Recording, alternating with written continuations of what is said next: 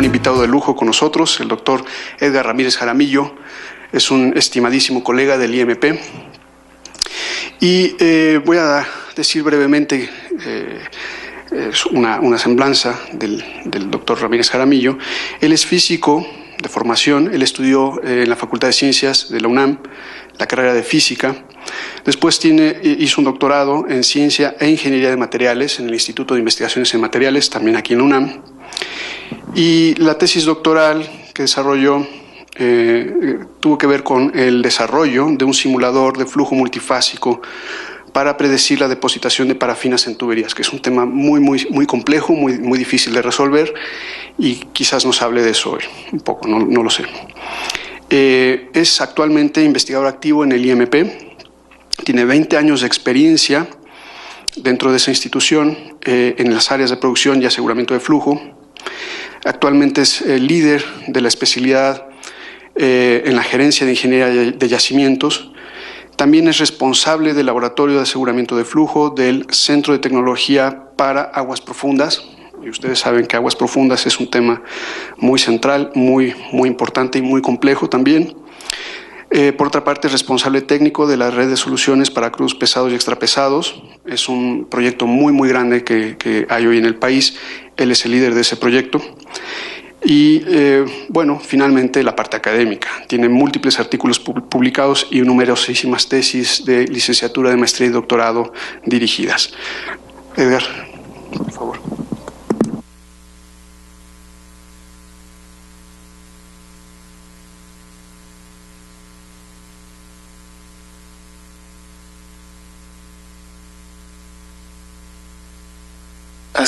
Ahora sí, perdón.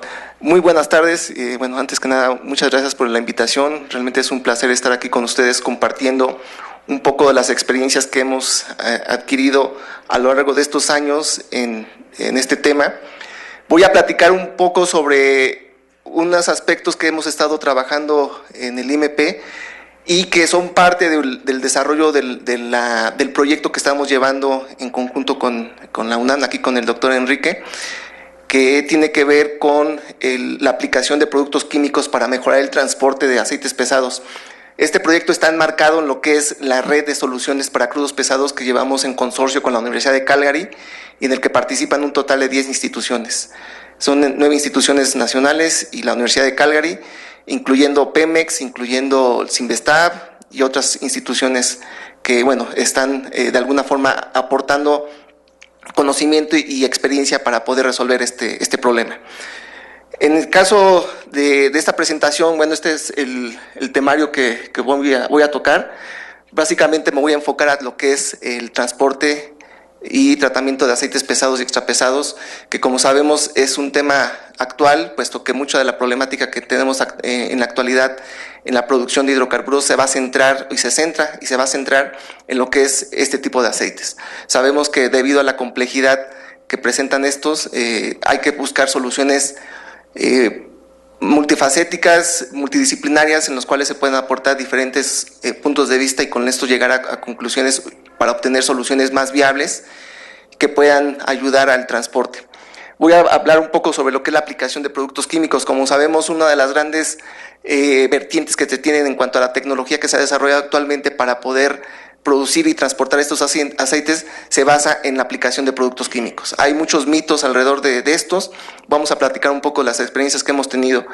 Voy a platicar también brevemente de lo que fue una evaluación, un proceso de evaluación que realizamos hace algunos años allá en el campo Samaria, en el cual nos pidieron que participáramos como tercería, es decir, evaluando estos productos de diferentes compañías que se acercaron a Pemex, porque era parte de un proceso de licitación que tenían allá.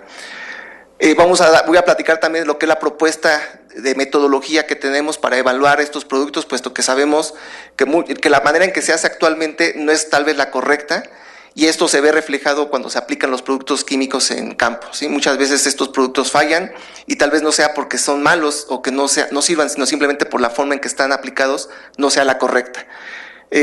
Voy a platicar finalmente de lo que es la infraestructura que tenemos del laboratorio de aseguramiento de flujo en el CETAP, que está disponible y que con gusto los podemos recibir allá para que realicen el trabajo que ustedes requieran. Como una introducción a todo esto, bueno, prácticamente les puedo platicar que durante los procesos de exploración y de explotación de campos de hidrocarburos es necesario establecer estrategias a partir de las cuales podamos tener la certeza de que toda la producción que se piensa extraer sea fácilmente producida y transportada. Uno de los grandes retos que se tienen en la actualidad en la industria es precisamente ese.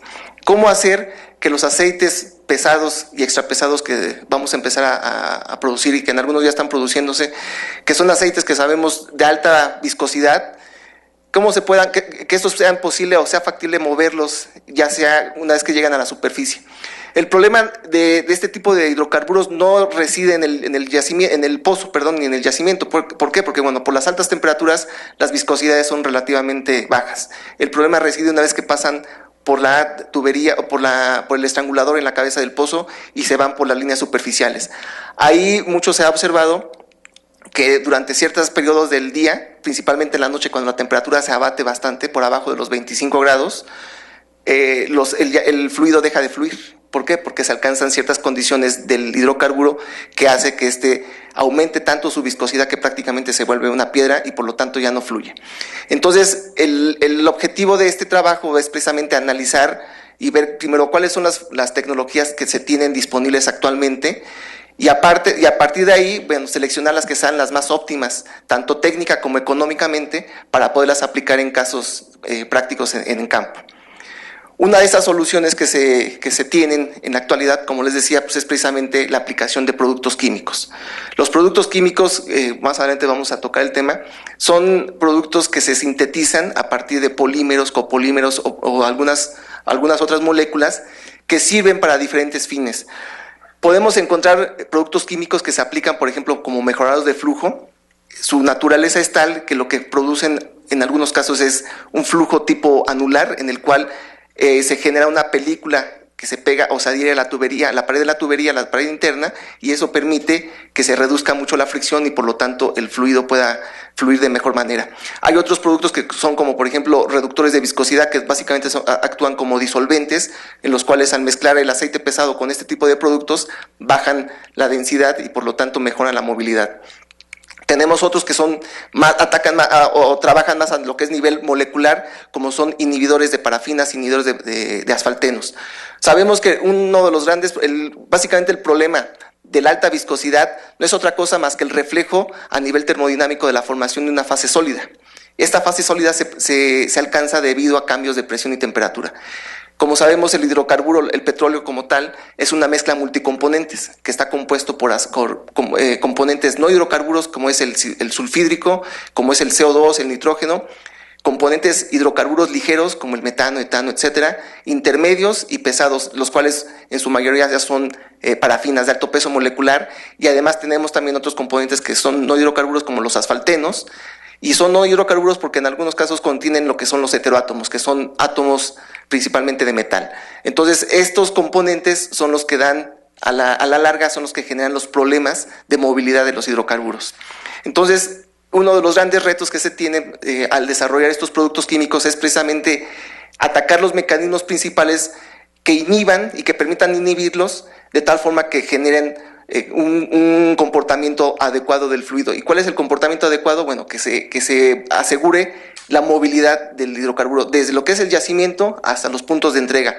Y por puntos de entrega vamos a mencionar nosotros aquí lo que le llamamos en campo las baterías, que son infraestructura que se tiene para separar los diferentes fluidos que vienen de los pozos, ¿no?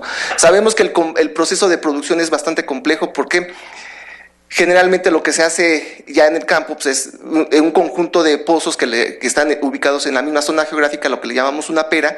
La producción de todos estos pozos se manda a un punto que se llama cabezal. En el cabezal no es otra cosa más que un punto de recolección de la producción de los diferentes pozos que están en la misma zona. El problema de hacer eso es que se mezclan diferentes aceites con diferentes características físico-químicas y eso a la larga puede generar problemas de estabilidad química de la mezcla. Una vez que pasan por el cabezal se envían hacia las baterías en las cuales se separan si traen agua, si trae gas, todo esto. Y posteriormente ya se mandan a los puntos de refinación. Entonces el proceso a través del cual fluyen los hidrocarburos, pues es un sistema bastante complejo en el cual hay una serie de elementos que pueden provocar diferentes problemas. En puntos intermedios de este sistema hay puntos de inyección en el cual se inyectan desde agua, se inyectan productos químicos, se inyectan inhibidores de corrosión, se inyectan una enorme cantidad de productos químicos que con el paso del tiempo dentro del flujo pues empiezan a incorporar a la fase aceitosa y pueden generar diferentes problemas. Entonces, una de las cosas que debemos tener mucho cuidado es precisamente ver o estudiar de mejor manera cuál es la compatibilidad química de estos productos químicos con los hidrocarburos, ¿sí?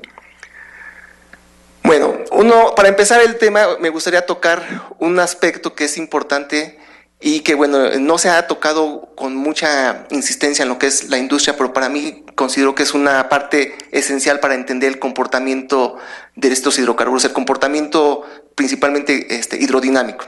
Y es un término que por ahí apareció hace tiempo y se hace referencia a lo que son los fluidos estructurados. ¿Estos cuáles son? Bueno, son fluidos que constan de una composición muy amplia de diferentes componentes, los cuales interactúan en equilibrio, pero bajo ciertas condiciones de presión y temperatura pueden generar cambios de fases.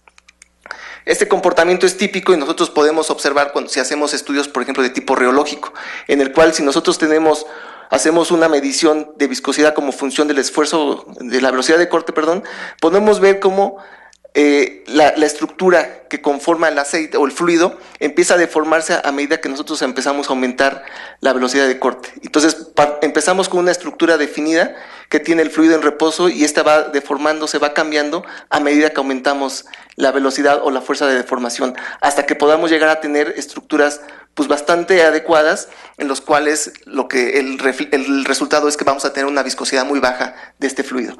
Esto son cuestiones que nosotros hemos estado abordando para poder entender de una mejor manera cuál es el mecanismo bajo el cual nosotros observamos esas viscosidades en este tipo de fluidos.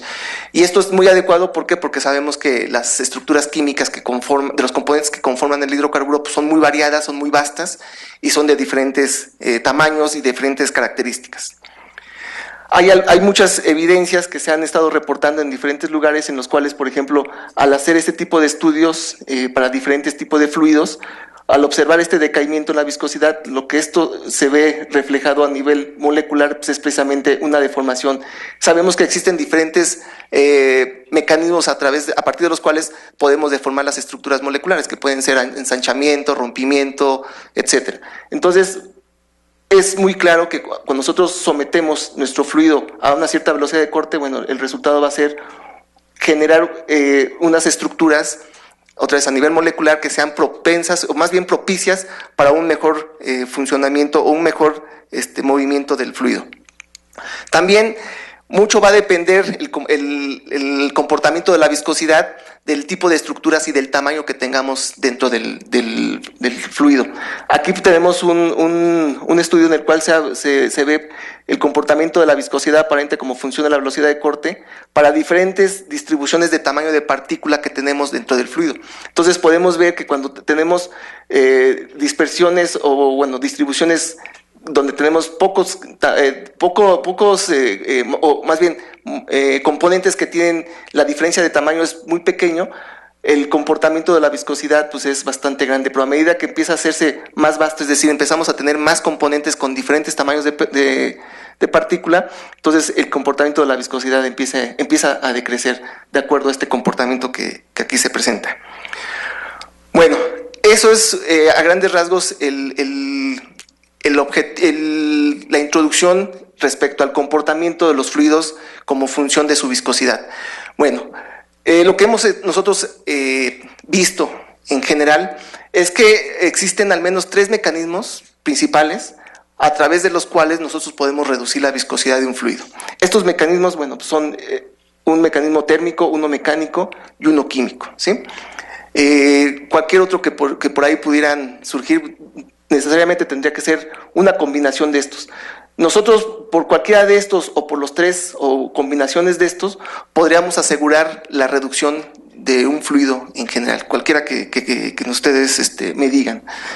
Entonces, nosotros, por ejemplo, aquí al hacer estudios de diferente tipo, en este caso, por ejemplo, estudios reológicos, podemos detectar cuál es el comportamiento o el mecanismo que está actuando en cada caso. Por ejemplo, aquí les presento el caso de un aceite real que medimos de 9 API, allá de la zona de Campeche Oriente.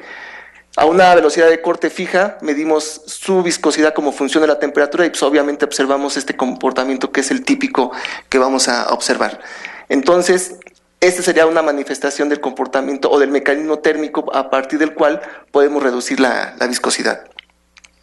También hicimos otra prueba en la cual a diferentes temperaturas para el mismo aceite y simplemente cambiando o moviendo la velocidad de corte podemos observar también ese decaimiento. Para este mismo aceite, al hacerlo para 3 diferentes temperaturas, lo que observamos es un decaimiento. Y si nos fijamos aquí más o menos a este valor de velocidad de corte a 10, básicamente la viscosidad en estos, al menos para estas 2 temperaturas, o sea, temperaturas ya más altas, ya no hay mucha diferencia. Y en el caso de 80 grados, bueno, pues aquí sí ya se observa un cambio significativo a mayor velocidad de corte. Básicamente, ¿qué es lo que trato de transmitir?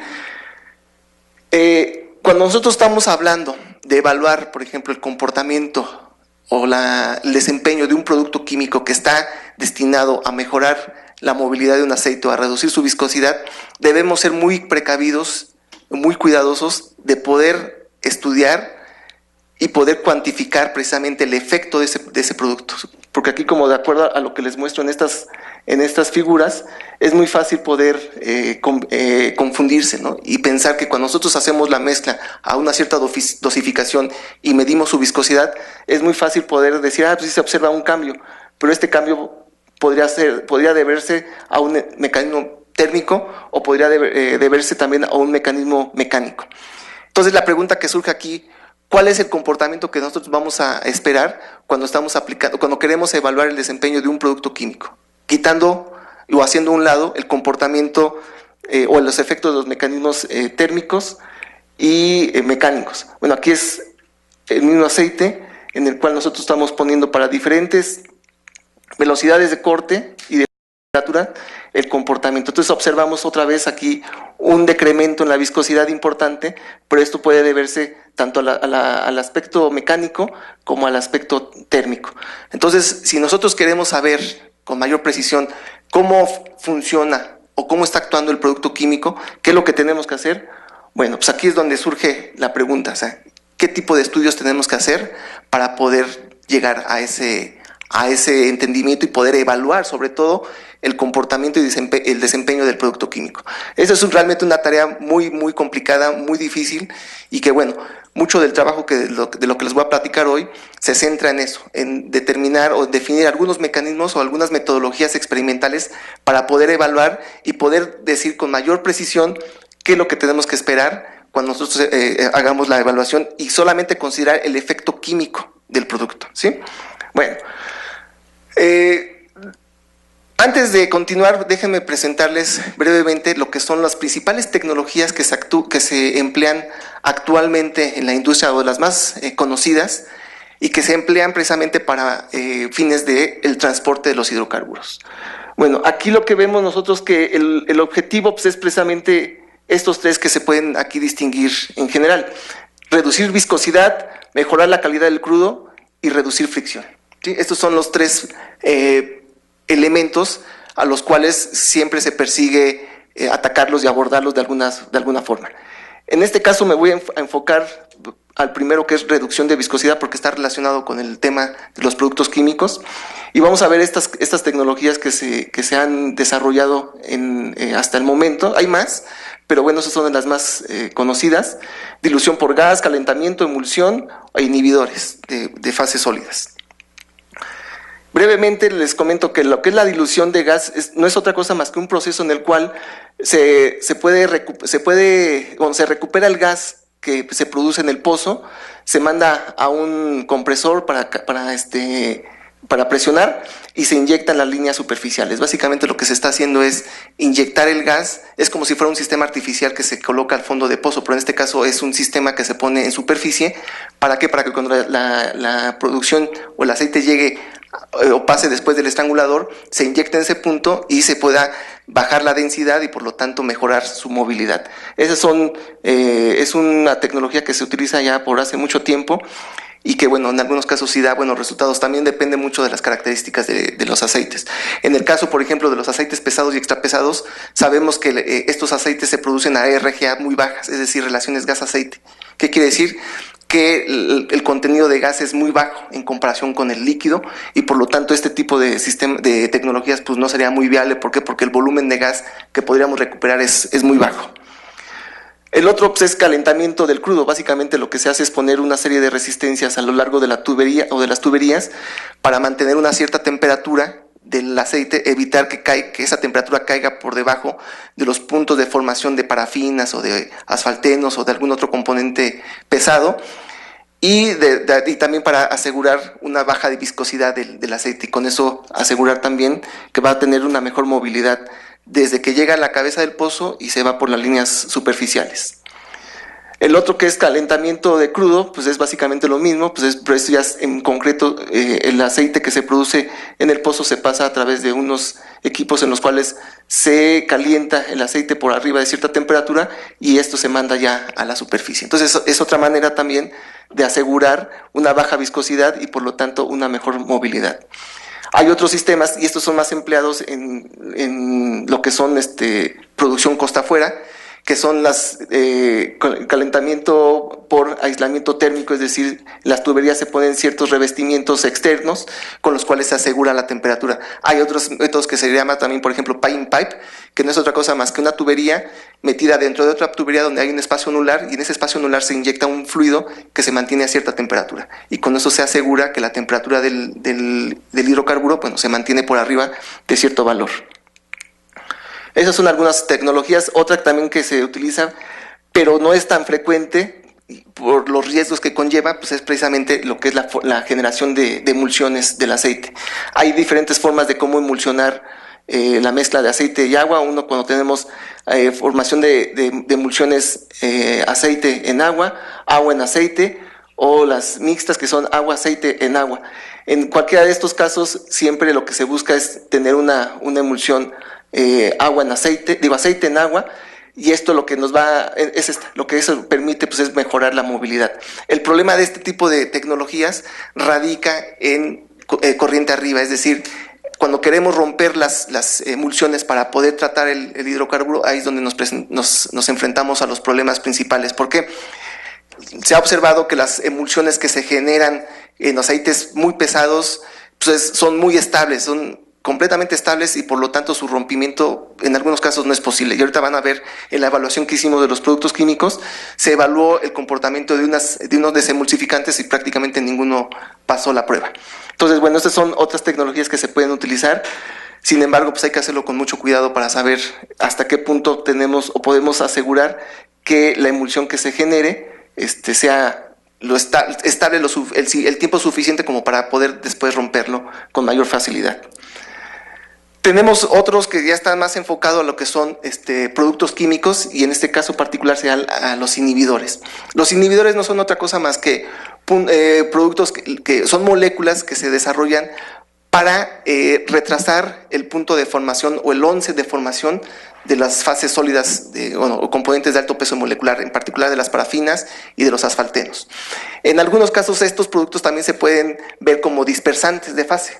Es decir, son moléculas que se meten entre las moléculas que nos interesa mantener dispersas y evitan la interacción entre ellas. De esta manera lo que aseguramos es tener siempre agregados de tamaños muy pequeños y por lo tanto evitar que aumente la viscosidad del fluido.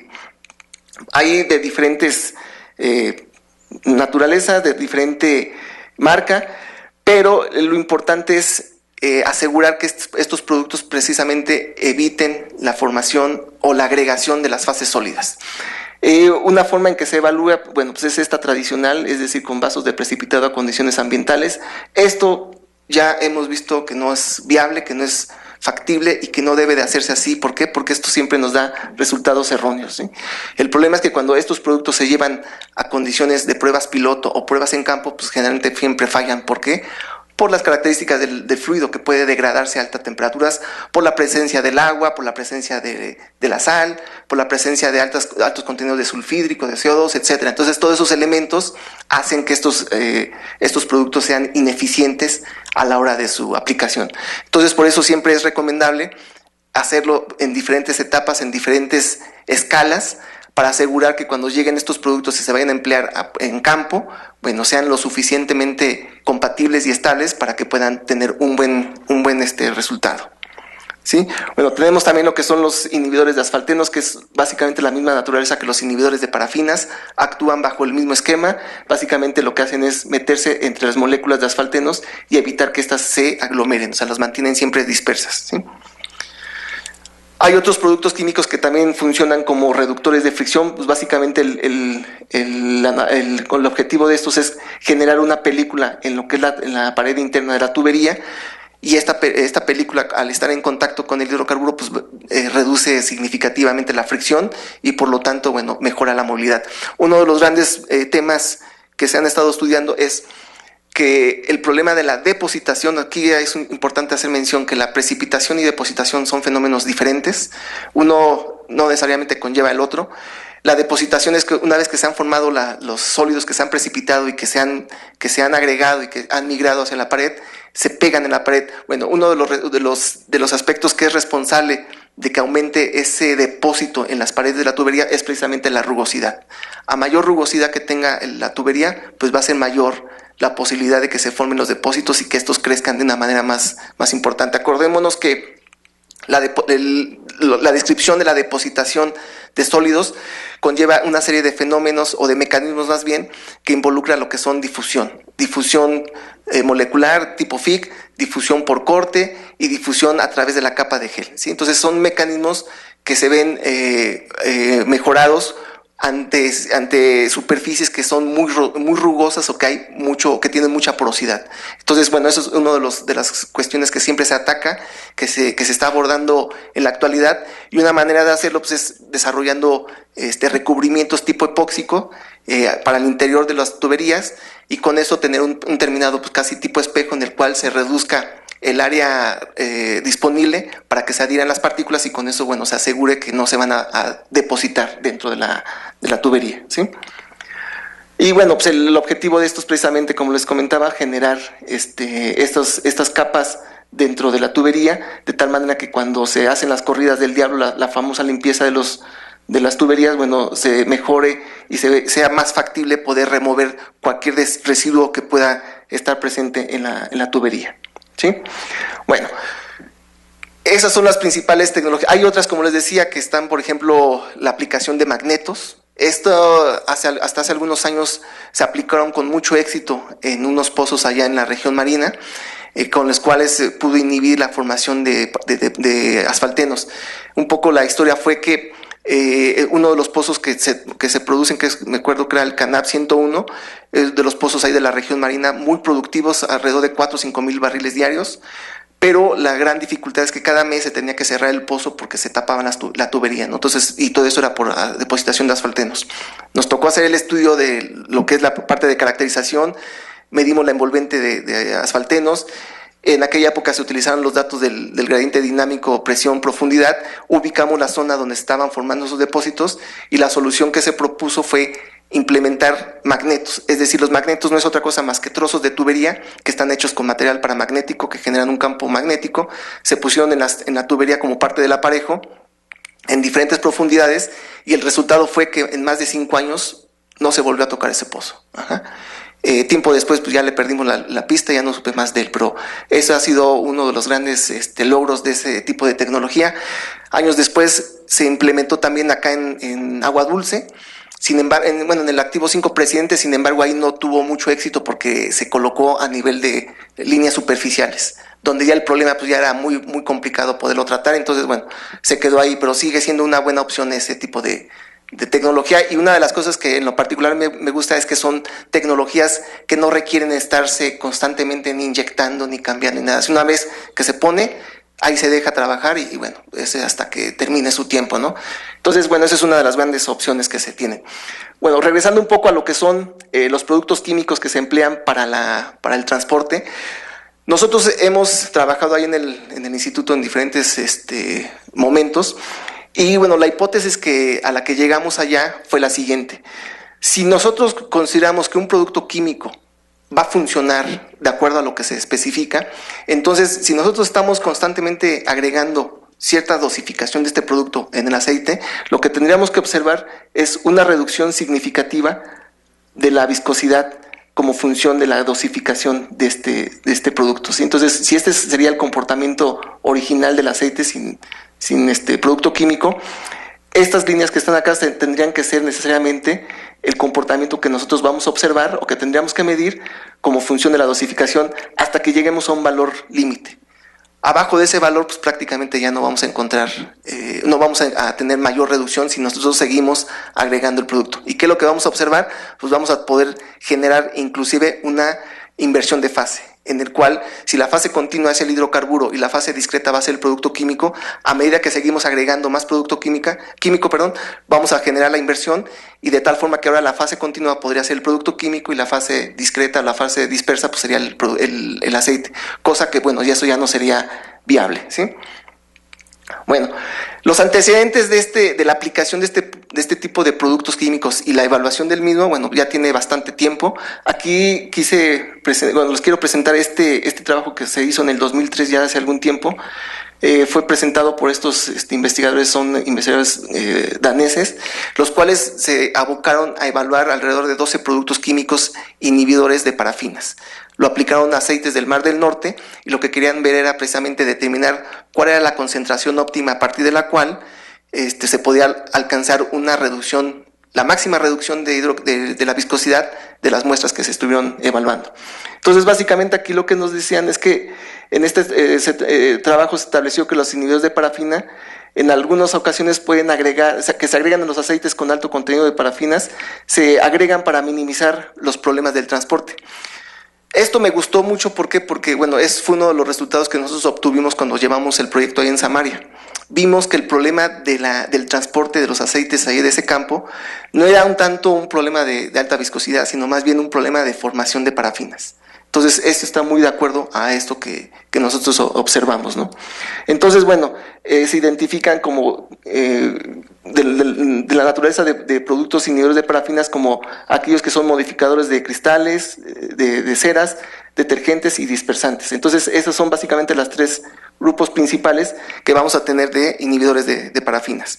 Bueno, el estudio básicamente ese es un resumen. Se evaluaron estos 12 productos químicos que son de diferente naturaleza. Aquí está, se midió la viscosidad, las mezclas de estos productos con las muestras de aceite a estas temperaturas. Estos fueron a estas dosificaciones de 200, 500 y 1000 partes por millón a estas temperaturas, y estos son los resultados que se obtienen. Bueno, este es el comportamiento de la medición de la viscosidad como función de la temperatura para las diferentes dosificaciones. Aquí es interesante notar lo siguiente. Pueden ver que a medida que nosotros agregamos cierto volumen de producto químico, siempre va a llegar a ciertas temperaturas en las cuales no vamos a ver ya ningún efecto. ¿Esto qué me hace ver? Que bueno, hay que ser cuidadosos a la hora de aplicar estos productos en campo, ¿sí? No es solamente meter volúmenes por meter, sino que hay que saber cuál es el volumen óptimo. Entonces, básicamente en casi todos los casos nos da el mismo comportamiento, o les daba el mismo comportamiento, ¿no? Para las diferentes concentraciones, que se llegaba a un valor típico o un valor promedio ya de viscosidad, y por más que se siga agregando más concentración, pues lo más seguro es que esto ya no bajará considerablemente, ¿sí? Y eso es lo que se observa aquí. Bueno, esos son unos ajustes que hicieron ellos empleando sus modelos de viscosidad, y bueno, más o menos reproducían este comportamiento. Bueno, en otro trabajo que se presentó aquí en este artículo de la SP, es lo mismo. Se evaluaron el comportamiento de dos productos químicos reductores de la viscosidad, y es exactamente la misma situación. Este es sin producto químico, esto es a 500 y a 700 partes por millón. Lo que podemos observar otra vez es el mismo comportamiento que en el caso anterior, que a una cierta temperatura y a una cierta concentración, pues ya no observamos mayor cambio. En ambos casos de los dos productos que se evaluaron en este trabajo, ¿sí? Bueno, A partir de esto, bueno, nos dimos a la tarea de hacer una búsqueda en la literatura abierta, básicamente en todas las fuentes habidas y por haber, para saber qué tipo de empresas y qué productos y qué tipo de productos se están ofreciendo actualmente, que están enfocados precisamente a reducir viscosidad o a mejorar el transporte de los aceites pesados y extrapesados. Ese es un pequeño resumen de lo que hemos encontrado hasta el momento. Aquí se ve, por ejemplo, el tipo de aditivo, la aplicación que se da y la aplicación que se ha hecho en aceites con diferentes calidades de API y la dosificación empleada. Una cosa que es importante aquí mencionar, y que bueno, eso es una de las cosas que se estableció durante la licitación en la cual nosotros participamos como tercería, es siempre enfocado a buscar productos químicos de baja dosificación. ¿Por qué? Porque desde el punto de vista económico y técnico, eso es lo que se necesita. Entonces, uno de los parámetros que nosotros establecimos en ese trabajo fue que los productos químicos no podían rebasar dosificaciones más allá de 1000 partes por millón. En el caso de los mejoradores de flujo base aceite, y en el caso de los mejoradores de flujo base agua, no podían exceder hasta el 30% de agua para generar la emulsión. Entonces, esas son cosas muy importantes que se deben de considerar. Y aquí de los productos que hemos encontrado en la literatura, bueno, pues algunos sí cumplen y hay otros que definitivamente, como pues ya no cumple. Otra cosa que es importante, pues ver también la aplicación en los aceites en los que se ha hecho. Si se dan cuenta, casi la mayoría han sido para aceites muy pesados, aceites muy ligeros, a excepción de y para el caso en el cual se emplean dosificaciones muy altas, se ha aplicado para aceites pesados. Entonces aquí es donde tenemos ya ciertas dificultades a la hora de emplear este tipo de productos. Aquí hay otro resumen también. Este es el producto que se encontró. Esta es la compañía que lo ofrece. Esas son algunas propiedades del producto, y aquí son las dosificaciones. Aquí hablan sobre de dosificaciones mínimas, dosificación máxima y la promedio que se emplean en cada caso. Entonces, una cosa que es interesante, que estos productos en particular sí hablan de que son productos de muy baja dosificación. Bueno, aquí hay otros ejemplos también de diferentes productos. Aquí tenemos un bioreductor, que es también del que es de nuestro interés y que también cumple con la idea de que sea un producto de baja dosificación, ¿sí? Bueno, del estudio que hicimos de búsqueda de información en la literatura, nos enfocamos a ver qué es lo que se había presentado, cómo se habían evaluado estos productos, y a partir de los datos que estaban reportados, nos dimos a la tarea de construir esta curva, que esa es una curva muy interesante y que nos hace ver que la hipótesis que nosotros estábamos manejando, pues básicamente era la correcta. Bueno, ¿qué es lo que observamos?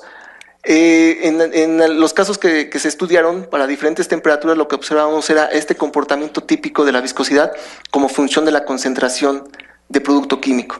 Entonces, lo que vimos aquí es que en casi todos los casos la viscosidad alcanza un valor mínimo, y a partir del cual, si nosotros seguimos agregando más concentración, lo que podemos hacer o observar es un efecto contrario, es decir, que la presencia de este producto químico favorece la formación de fases sólidas o puede generar otro tipo de problemas como incompatibilidades químicas, hasta problemas de segregación, etc. O sea, son muchas cosas las que podrían estar sucediendo. Y este comportamiento pues lo observamos como función también de la temperatura. Este es para la temperatura más baja que se evaluó, que son 5 grados. Bueno, aquí nada más fue para un aceite ligero o intermedio, podríamos decir. Lo interesante es que se hizo una temperatura muy baja, que son temperaturas promedio que se observan en aguas profundas, ¿sí? Obviamente, a medida que aumentábamos la temperatura, pues ya los efectos son mínimos los que observamos al aplicar el producto químico. Entonces, aquí la idea es precisamente, partiendo de la concentración del producto químico, es construir esta gráfica de viscosidad como función de la concentración, y ver precisamente cuál es el comportamiento para tratar de determinar esta concentración óptima. Ajá. Y esa sería la concentración que nosotros deberíamos de emplear para evaluar el resto de las propiedades. Bueno, el siguiente paso fue hacer la evaluación de los mejoradores de flujo a través del proyecto que llevamos allá en Samaria, y aquí les pongo un pequeño resumen de lo que se hizo. Para este trabajo, nosotros pedimos que se muestran pozos representativos de todo el campo Samaria y del campo Iride, En particular del campo IRIDE, ¿por qué? Porque es de los aceites extrapesados de aproximadamente 7 grados API, y que en aquella época cuando se hizo el proyecto estaba bajo el proceso de inyección de vapor cíclica. Ajá. Entonces lo que se quería ver era qué tan beneficioso era ese proceso. Y del campo Samaria, bueno, pues sabemos que en el campo se distingue este campo por tener una gran diversidad de aceites de diferente calidad, que van desde aceites muy ligeros hasta aceites extrapesados, ¿sí?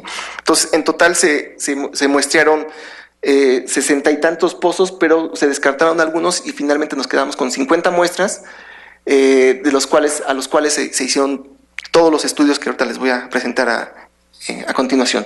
Bueno, esas son algunas características del campo Samaria y del campo IRIDE. En ambos casos estamos hablando que tenemos aceites de tipo extrapesado y pesado. Bueno, esas son las áreas.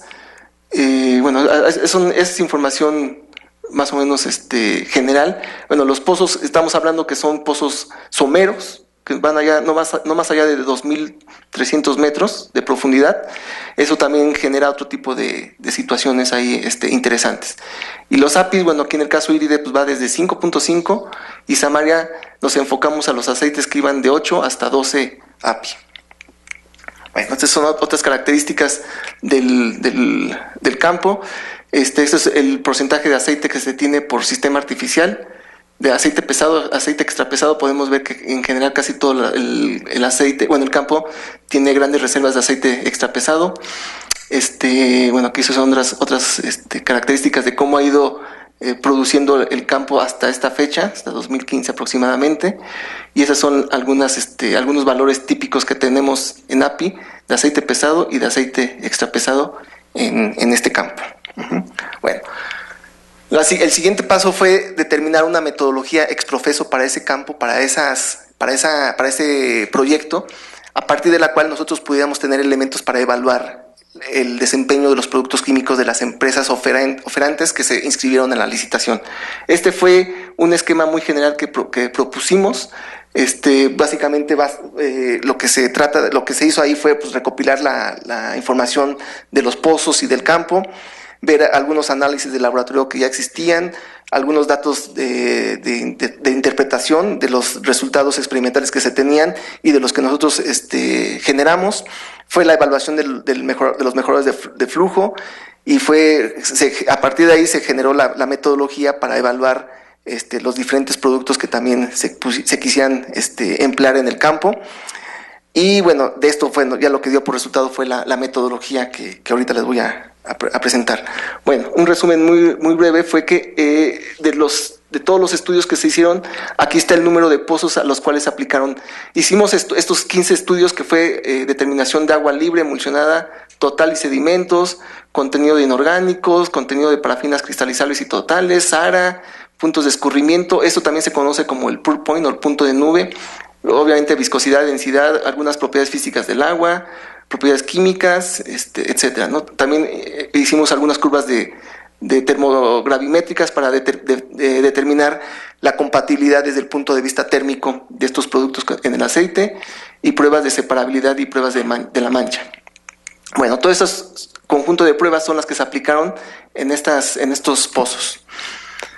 Algunos de los resultados que obtuvimos, bueno, aquí tenemos, por ejemplo, para los número de pozos que se estudiaron, el contenido de agua libre, de agua emulsionada y el agua total que se encontró. Aquí está lo que es el contenido de inorgánicos. Una cosa que es interesante es en el caso del pozo IRIDE. Aquí lo que observamos que este pozo tenía mucho residuo de óxidos, de hierro, de fierro, etcétera, que eran debidos a la misma caldera que se estaba empleando para inyectar el vapor.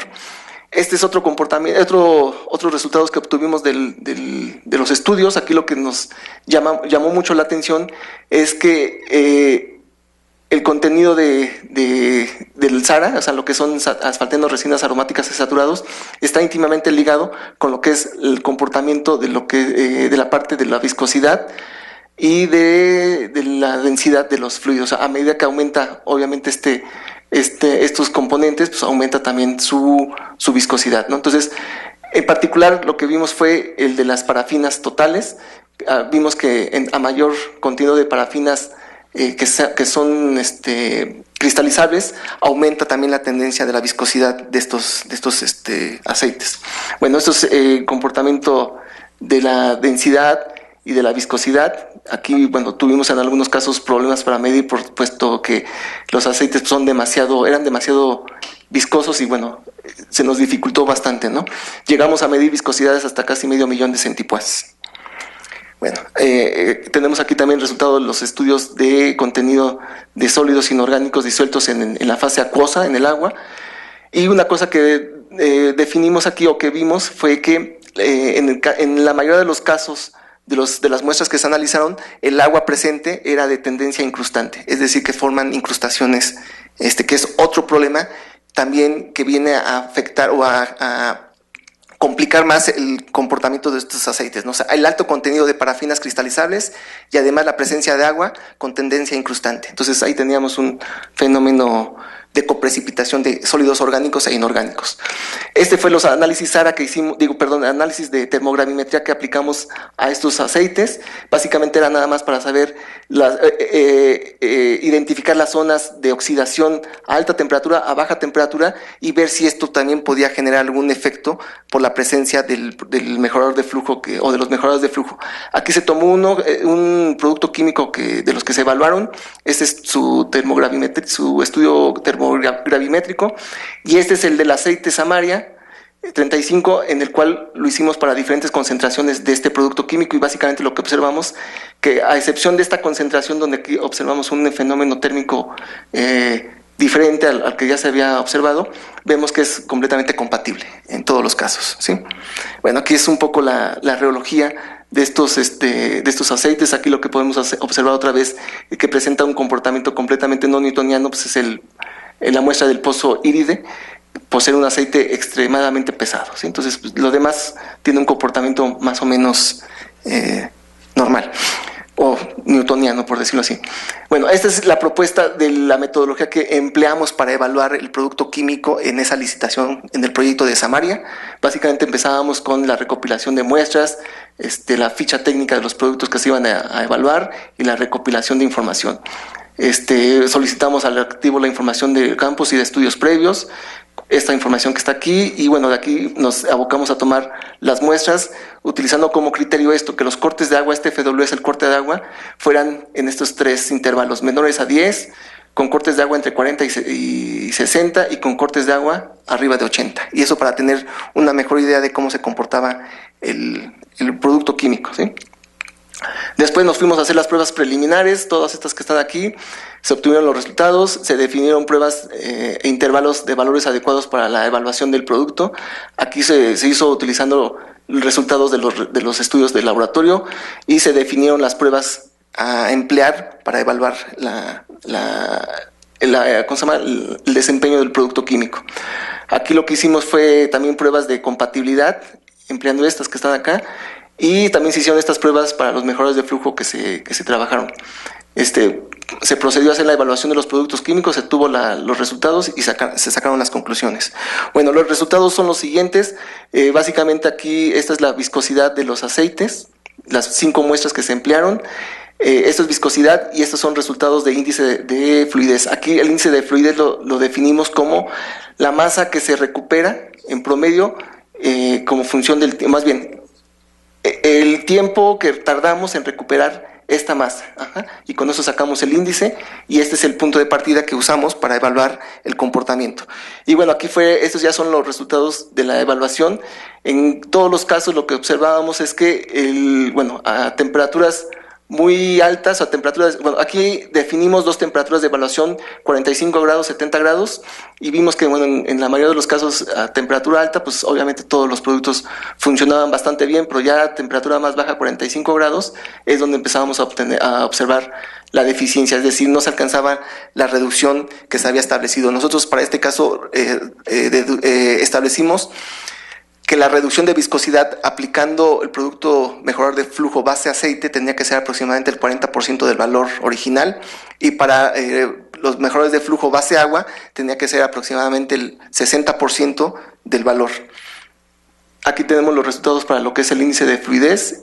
En todos los casos A diferencia de los productos mejores de flujo base aceite, los base agua, pues en todos los casos aumentaba. El aumento llegó a ser hasta aproximadamente del 70-80% de mejoramiento en el índice de fluidez, ¿sí? Entonces,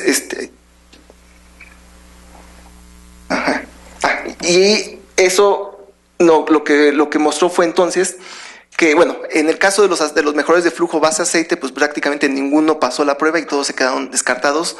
¿Por qué? Porque a la dosificación que se había solicitado como máxima, se observaron disminución de viscosidad alrededor del 5-10%, no más allá de eso. En el caso de los mejores de flujo, estos sí aprobaron todos. Entonces la siguiente parte fue evaluar el comportamiento de un desemulsificante para ver qué tanto recuperábamos del agua empleada para generar la emulsión.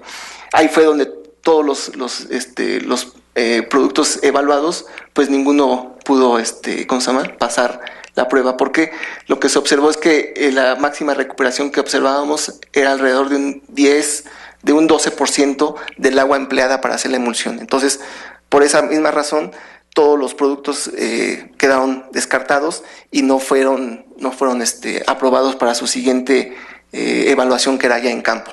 Entonces, pues básicamente el resultado de esa evaluación nos permitió ver o hacerle ver a Pemex que pues, estos productos que se estaban ofertando pues no eran los adecuados para el campo y por lo tanto pues no deberían de proceder a comprarse, ¿no? Entonces, bueno, pues esto fue el resultado de esa evaluación. Ya una vez con esta experiencia que obtuvimos al evaluar al hacer este proyecto, lo que nos enfocamos fue un poco a perfeccionar la metodología, y bueno, lo que queremos era ampliarla para poder evaluar diferentes tipos de productos químicos dependiendo de las necesidades que se tuvieran, ¿no? Entonces aquí lo que se hace pues es, nosotros propusimos esta serie de pasos con todos estos estudios que se tendrían que hacer para poder asegurar que la evaluación del producto sea lo más acorde y que cumpla las necesidades reales que se tienen en campo, ¿no? Y ese es básicamente el esquema que se propuso. Es muy parecido al anterior, salvo algunos casos en los cuales se establecen ya con mayor precisión el número de pozos o el número de muestras, el número de pruebas que se tienen que hacer, las características, etcétera, ¿no? Aquí tenemos estos estudios que nosotros estamos proponiendo que se tendrían que realizar para poder asegurar precisamente que la evaluación va a ser la más correcta posible, ¿sale? Y bueno, pues finalmente llegar aquí. Una parte que es importante es precisamente establecer los criterios a partir de los cuales vamos a definir si un producto químico es o no viable, o sea, pasa o no pasa el proceso, ¿sí? Y bueno, esto sería básicamente la parte de lo que es la evaluación, la metodología que estamos proponiendo para poder evaluar estos productos químicos. Y bueno, pues eso sería, esto bueno, quiero transmitirle la idea, es una metodología que estamos proponiendo. Obviamente, como todo, pues es susceptible a estar mejorando constantemente, ¿no? Aquí el siguiente paso pues es aplicarla un cierto número de veces y ver cuáles son sus deficiencias, y con eso pues ir mejorándola poco a poco. Y ya para terminar mi plática, pues quiero presentarles así muy brevemente un pequeño comercial que es el Centro de Tecnología de Aguas Profundas, en particular lo que es el Laboratorio de Aseguramiento de Flujo, del cual yo soy el responsable.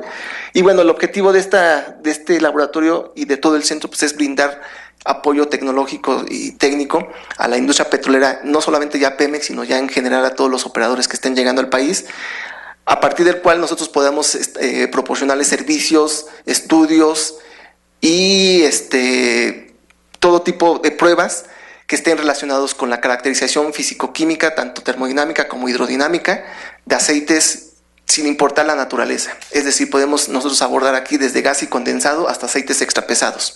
Y tampoco nos interesa el origen geográfico de estos aceites. Puede ser aceites que producen en tierra, en aguas someras o en aguas profundas o ultraprofundas. Y bueno, pues aquí los alcances pues es básicamente realizar estudios y servicios de caracterización, generar modelos y desarrollar soluciones tecnológicas viables que conlleven a solucionar problemas vigentes que se tengan en la industria. Este laboratorio lo concebimos para que se realicen o para estar dividido en dos áreas: estudios a condiciones estáticas, estudios a condiciones dinámicas. Tenemos diferentes áreas en las cuales hacemos cada uno de esos estudios y además tenemos un área de apoyo que es para hacer preparación y adecuación de muestras. Sabemos que en la industria nosotros vamos a trabajar con dos tipos de muestras, las muestras de superficie y las muestras de fondo. Las muestras de superficie, si queremos hacer estudios especiales, por ejemplo, de sólidos, pues no funcionarían porque ya mucho de la materia orgánica ya se precipitó, ya se depositó. Entonces, bueno, aquí se pueden emplear para otro tipo de estudios, como por ejemplo estudios PBT, para lo cual tendríamos que hacer recombinado y combinar a condiciones de fondo de pozo. Los estudios que podemos hacer a condiciones para caracterización estática son estos, caracterización dinámica son estos. Aquí vamos a contar con un loop de dimensiones muy pequeñas, pero que podemos trabajar con aceites de alta presión y alta temperatura. Aquí no se nota bien, pero es un esquema, un plano del laboratorio. Tenemos 6 áreas en las cuales hemos dividido diferentes infraestructura experimental en cada una de ellas, y en esta pequeña área tenemos lo que es la parte de cromatografía. Estas son algunas de las pruebas que podemos ofrecer y las soluciones tecnológicas que estaríamos abordando para poder remediar la problemática. Estas son algunas fotos del área que estamos ahorita. Bueno, esto ya está completamente terminado, ya no están actualizadas estas fotos, pero bueno, más o menos una idea de cómo quedó. Y estas son algunas fotos de los equipos principales que tenemos. Estos son celdas PBT para alta presión, alta temperatura, equipo para desplazamiento de fluidos en medio poroso. Esto es todo un set de equipos para hacer estudios de hidratos de gas. Estos son equipos para mezclar, es decir, para recombinar muestras de líquido y gas y llevarlas a las condiciones de operación. Estos son viscosímetros, reómetros de alta presión. Con estos podemos trabajar hasta 30,000 libras y 180 grados centígrados. Estos son equipos, el famoso GOR, para determinar relación gas-aceite. Y tenemos otros, estos son equipos para hacer homogenizar muestras. Son homogenizadores de alto esfuerzo. Estos son sistemas de acondicionamiento de muestras, tensiómetros de gota rotatoria, refractómetros, etcétera. Y ese es uno de los equipos principales que tenemos ahí en el loop. En el laboratorio, es un loop de prueba que son 16 metros de longitud por 1 pulgada de diámetro. Trabaja hasta 3,000 libras y va desde -20 hasta 120 grados centígrados. Entonces, básicamente aquí es para hacer estudios de depositación de parafinas, hidratos e inclusive asfaltenos. Este es como el hermano menor, en menores dimensiones es de 2 metros, y aquí está, es 1/8 de pulgada de diámetro, ¿sí? Y bueno, también los equipos típicos, que son equipos de rheología, equipos para hacer estudios tipo CUET. Es importante mencionar que este es el tercer equipo que se desarrolla en el mundo. Hay 2 que los tiene la compañía Schlumberger, y este es el tercero que nosotros logramos desarrollar, y bueno, lo diseñamos con una empresa francesa. Bueno, estos son otros equipos para hacer, por ejemplo, pruebas de impacto, es decir, hacemos fluir un flujo de un hidrocarburo, el que sea, y lo hacemos que se impacte con diferentes componentes internos, y podemos ver cuestiones de erosión y de corrosión. Y también tenemos equipos exprofeso para hacer estudios de incrustaciones, es decir, para ver compatibilidad de aguas. Entonces, pues básicamente eso sería lo que quiero presentarles. Una de las conclusiones más importantes a las que puedo llegar a través de este trabajo es que el proceso de evaluación de los productos químicos debe ser un proceso en el cual se establezcan o se cambie de ese paradigma que se tiene actualmente. Es decir, ya no podemos seguir evaluando de la misma manera. ¿Por qué? Porque, como de acuerdo a lo que les presenté aquí y más evidencia que se tiene, pues el mecanismo bajo el cual funcionan estos es muy fácil que se puedan confundir con otros mecanismos. Entonces, eso puede dar idea errónea de que está funcionando, y cuando en la realidad no es así. Entonces, bueno, hay que ser más estrictos a la hora de evaluar este tipo de productos, y sobre todo, y lo más importante, es siempre evaluarlos a las condiciones reales de operación, es decir, alta presión, alta temperatura, con el aceite de fondo, considerando todos sus elementos, tanto agua como gases, etcétera. De esa manera vamos a tener certeza, o mejor certeza, de lo que nosotros llevemos a campo va a funcionar y no va a generar otro tipo de problemas. Y bueno, pues eso sería básicamente lo que tengo que presentarles. Les agradezco su atención.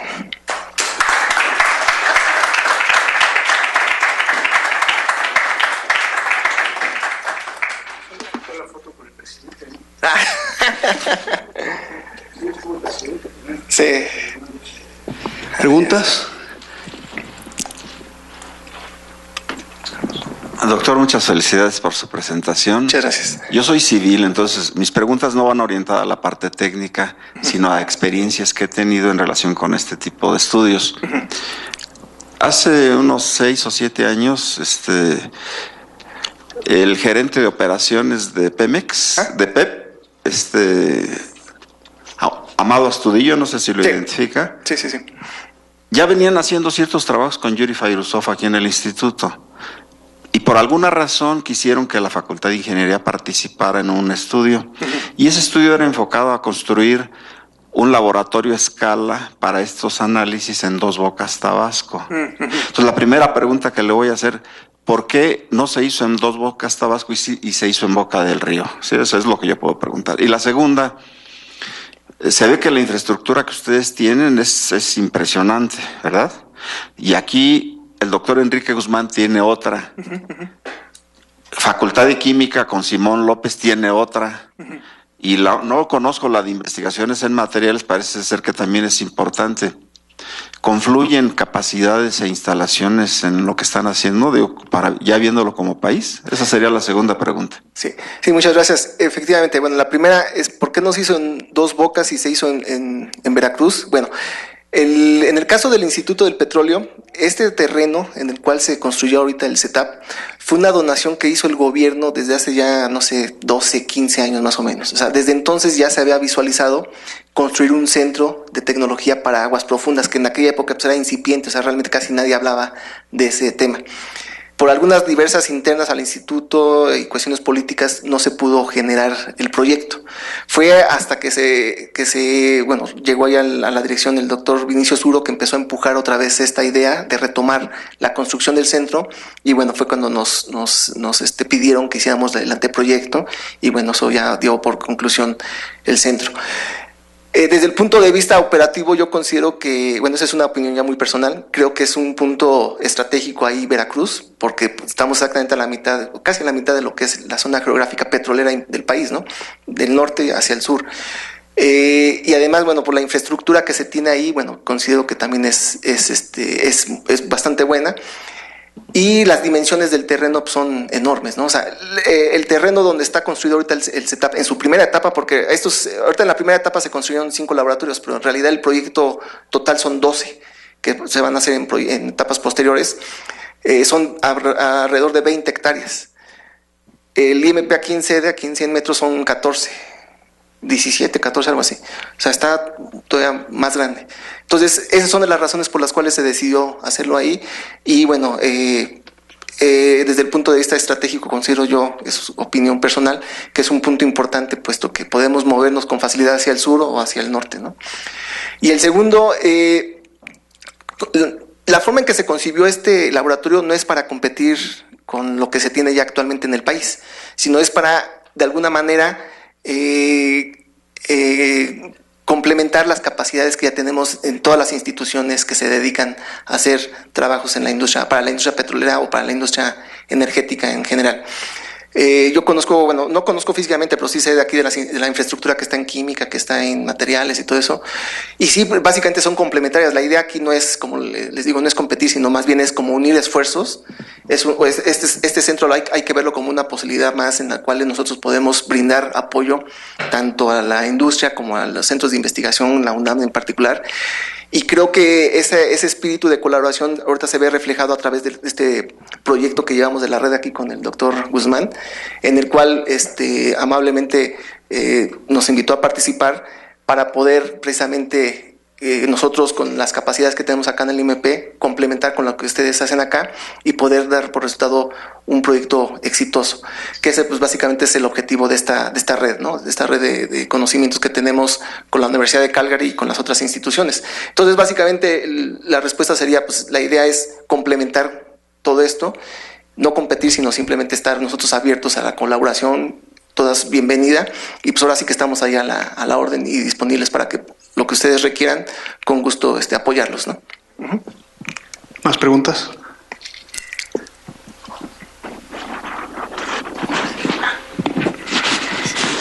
Bueno, buenas tardes. Felicidades, doctor, por el estudio. Creo que en México hace falta este tipo de estudios para la industria petrolera. Mi pregunta va en el sentido de si en México se está actualmente utilizando algún producto químico para la reducción de la viscosidad, ya que, bueno, las conclusiones que llegaron es que ninguno cumplió con los requerimientos. Y ¿cuáles son los problemas asociados a para romper las emulsiones una vez que ya no es necesaria la emulsión? Sí, sí, en México sí hay muchas empresas, tanto nacionales como extranjeras, que ya producen y que ofertan este tipo de productos. O sea, hay una gran variedad, inclusive también, por ejemplo, el IMP, hay muchas que lo hacen. El principal problema que nosotros hemos visto es precisamente la forma en que se evalúa. Es otra vez volviendo al tema. O sea, estos productos, como les digo, probablemente pudieran funcionar bien si se tuviera bien definida la ventana de operación en el cual pues puede dar un buen resultado. Yo creo que estos esfuerzos que se hacen actualmente, en particular este trabajo, está enfocado hacia eso, ¿no? O sea, ubicar de manera más concisa, más clara, cuál es la ventana de operación de los productos que se tienen y que ya existen, ¿no? Y obviamente el problema también radica en la forma en que se aplica, la forma en que se está mezclando con el aceite. Son varios factores. Uno de los grandes retos que se tiene, por ejemplo, al aplicar productos químicos en campo, es el mezclado. Si no se tiene un mezclado eficiente, pues lo que vamos a generar es un flujo estratificado, donde por un lado va el aceite, por otro va el producto químico que por diferencias de densidades pues nunca se va a incorporar. Entonces, hay muchos esfuerzos que se están haciendo actualmente en otros proyectos de investigación en el cual se están enfocando a desarrollar mezcladores estáticos que van dentro de la tubería en la zona donde se inyecta, precisamente para generar ese mecanismo turbulento que facilite la incorporación y el mezclado del aceite con el producto químico.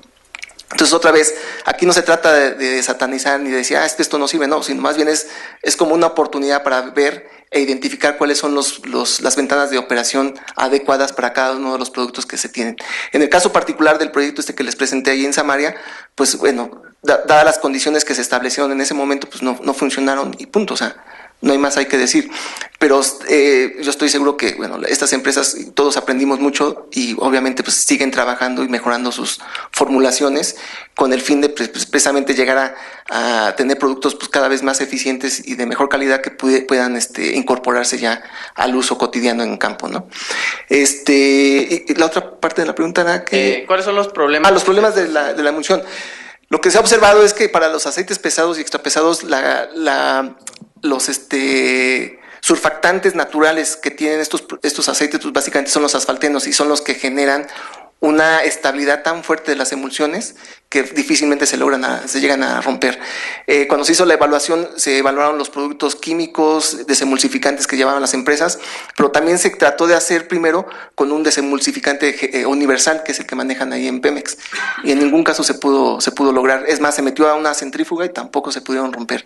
Es tan fuerte esa emulsión que, bueno, cuando llega a las baterías, por ejemplo, pues ahí está el problema, se desbordan completamente por el tratamiento del agua, ¿no? Y eso ya afecta directamente lo que es la operación. Entonces, bueno, esos son los grandes retos que se tienen, ¿no? Gracias. ¿Más preguntas? Yo tengo una pregunta. ¿Existe de los diferentes mecanismos que ayudan a reducir a mejorar el flujo, digamos, se podría pensar que algún producto pueda operar, digamos, con base en dos mecanismos simultáneamente, por ejemplo, que no sea solamente reducir la viscosidad, sino también reducir el arrastre por formación de una capa de lubricación, por ejemplo, o sea, simultáneamente, o solamente se busca crear una mezcla homogénea del producto con el hidrocarburo para reducir sus propiedades intrínsecas, no sé. No, sí, aquí lo ideal sería eso, o sea, y de hecho sí hay algunos productos que hacen doble función. Uno es abatir la viscosidad mediante, bueno, con cambios de densidad, y otro es generar películas que se adhieran a la pared. Lo que sí nosotros hace unos meses, eso tiene poco, evaluamos, fue un producto químico que desarrollaron en Venezuela, que genera, al entrar en contacto con el aceite, genera una reacción exotérmica, es decir, genera una enorme cantidad de calor y además funciona como diluyente. Entonces tiene ese doble efecto. Por un lado, al aumentar la temperatura local del fluido, inhibe la formación de parafinas y por otro reduce por el efecto ¿cómo se llama?, de disolución. Sin embargo, el problema de ese producto es que es de muy alta concentración, o sea, requerimos una dosificación muy alta para que realmente podamos ver ese efecto. Que obviamente, como dato, cuando se quiere subir productos químicos a plataformas para, por ejemplo, mejoras de flujo, reductores de viscosidad, siempre se pide que sean para dosificación más allá de 250 partes por millón en plataforma, por la limitante del espacio físico, ¿no? Y ya arriba de 1000 partes por millón, pues ya empieza a ser poco viable desde el punto de vista económico. Pero bueno, esa es una de las cosas. Y sí, efectivamente, o sea, hay productos químicos que, pues la verdad, yo creo que no se conoce todavía al 100% los mecanismos bajo los cuales trabajan y pueden generar diferentes reacciones, diferentes mecanismos que atacan diferentes propiedades de los fluidos y por lo tanto, bueno, podríamos decir que hacen varias cosas, ¿no? Pero bueno, eso es cuestión de seguir profundizando más en este tipo de estudios, ¿no? Bueno, ¿alguna otra? Marcelo. Excelente presentación. Gracias. Me declaro neófito en el tema, pero quisiera saber por qué en lugar de tener toda una tubería para prevenir el depósito, ¿por qué no tener un lugar específico donde lo promovamos y con cierta periodicidad solamente atacar a ese lugar? No sé si es operativamente poco eficiente. En lugar de tener una tubería con mucho recubrimiento que en costos evidentemente se eleva, solamente tener un lugar donde lo promovemos, precisamente asfaltenos, parafinas, que en ese lugar sabemos que ahí es donde se van a depositar y no sé, cambiar esa sección de tubería o limpiarla con cierta periodicidad. No sé si esto se ha promovido o es una idea muy peregrina. Sí, de alguna forma tiene sentido. La dificultad que tiene esto es la naturaleza compleja de los hidrocarburos. Como les decía, es una mezcla multicomponente. Entonces, imagínense ustedes que tienen n número de compuestos y cada uno de esos compuestos, eso sí ya está demostrado, es que reacciona de diferente manera a los cambios de presión y temperatura. ¿Qué quiere decir esto? Que sabemos que el flujo de los fluidos pues, es continuo, ¿no? Entonces, y en cada instante está cambiando de presión y temperatura. ¿Eso qué quiere decir? Que en cada posición donde hay un cambio de presión y temperatura a lo largo de toda la tubería están precipitándose y depositándose diferentes componentes. Entonces, pues prácticamente es imposible poder hacer eso. ¿Por qué? Porque tendríamos que omitir prácticamente todo el pozo. Y eso es por uno. Desde el punto de vista operativo tampoco es viable. Y menos, por ejemplo, cuando estamos hablando de pozos en aguas someras, inclusive, o en aguas profundas, olvídalo. O sea, y una vez que se perfora un pozo en aguas profundas, es para que no volver a tocarlo, ¿no? Entonces, por eso siempre se tiene que, en el diseño, se debe considerar si va a tener sistemas artificiales, si va a tener puntos de inyección, si va a tener sistemas para monitoreo, o sea, todo. ¿Por qué? Porque una vez que se hace, ya no hay forma. ¿Por qué? Porque bajar arriba, más allá de 500,000 metros de profundidad solamente con robots. Y eso ya no, económicamente ya no es viable. De por sí la producción o la perforación de un pozo en aguas profundas anda alrededor de, no sé, $2,000 millones, $200 millones, una cantidad enorme. Ya hacer una intervención es prácticamente imposible. En tierra tampoco es posible. ¿Por qué? Por la misma situación de que hay que bajar, y en tierra tenemos todavía otro problema, que son pozos muy profundos. En el caso de Samaria pues son someros, pero pueden llegar a 6-7 mil metros de profundidad. Pues ahí es muy complicado bajar y eso ya implica también costos más grandes. Entonces el mensaje es: no es viable ni técnica ni económicamente poder hacer una cosa así. Y bueno, pues aquí hay que buscar otras alternativas en las cuales podamos no erradicar por completo el problema, porque eso nunca va a ser. Más bien controlarlo y reducir lo más que se pueda, ¿no? Hago un pequeño comentario, si me permiten. Los noruegos han estado experimentando con una técnica que llaman cold flow, pero es para producción de gas en aguas profundas. Y entonces ahí los hidratos de metano son, digamos, esa cristalización de los hidratos de metano es promovida en un punto específico y después se hace una especie de mezcla con el flujo y se produce una especie de lodo, y ese lodo es el que se transporta. Pero está en estado experimental, no se saben los detalles tampoco, no lo dicen, pero la idea es más o menos la misma que tú dices. ¿Alguna otra pregunta? ¿No? Bueno, pues muchas gracias, Edgar. Muchas gracias.